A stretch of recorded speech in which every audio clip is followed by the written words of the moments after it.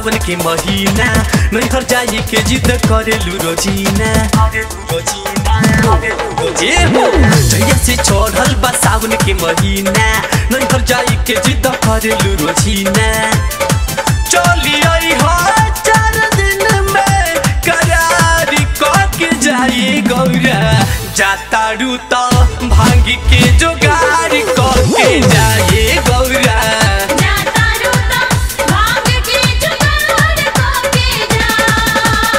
जहिया से चढ़ल बा सावन के महीना नैहर जाई के जिद करेलु रोजीना जहिया से चढ़ल बा सावन के महीना नैहर जाई के जिद करेलु रोजीना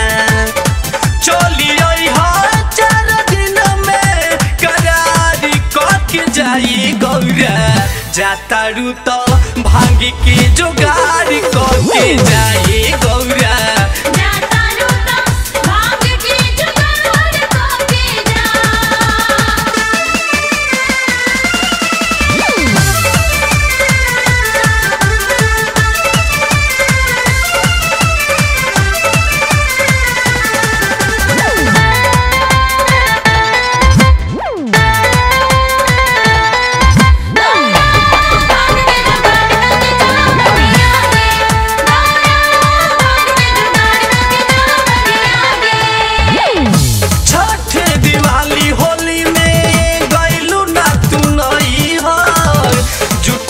कावरिया सावन में भीड़ लागे देवा घर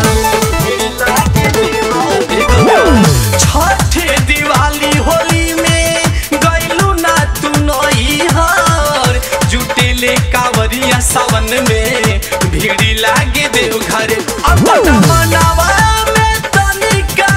विचार करके जाई गौरा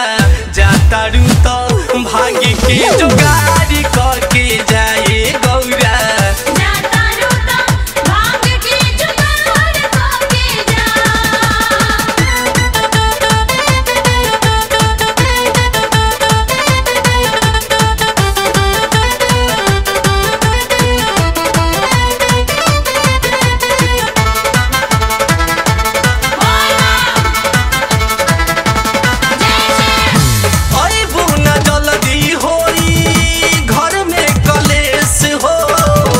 अकेला रही है कार्तिक गणेश हो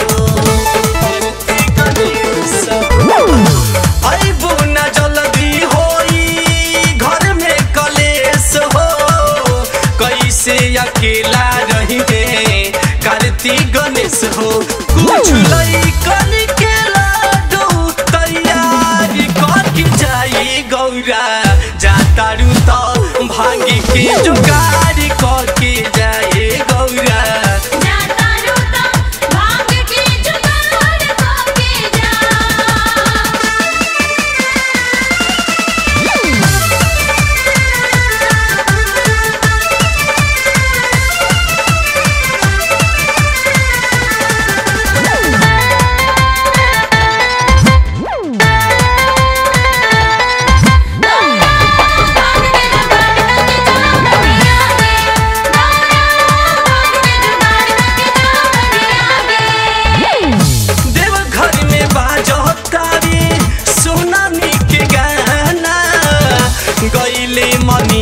लिखले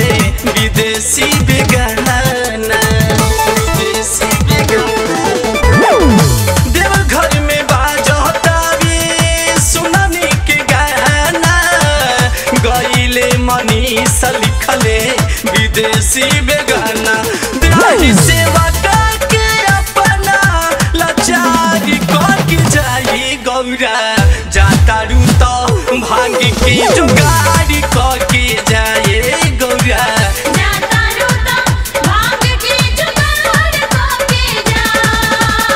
जहिया से चढ़ल बा सावन के महीना नैहर जाई के जिद करेलु रोजीना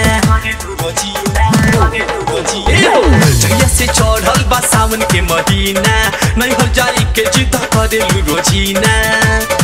चली आई हो 4 दिन में करार करके जाई गौरा जातारू तो भांगी के जोगाड़ करके जाए गौरा।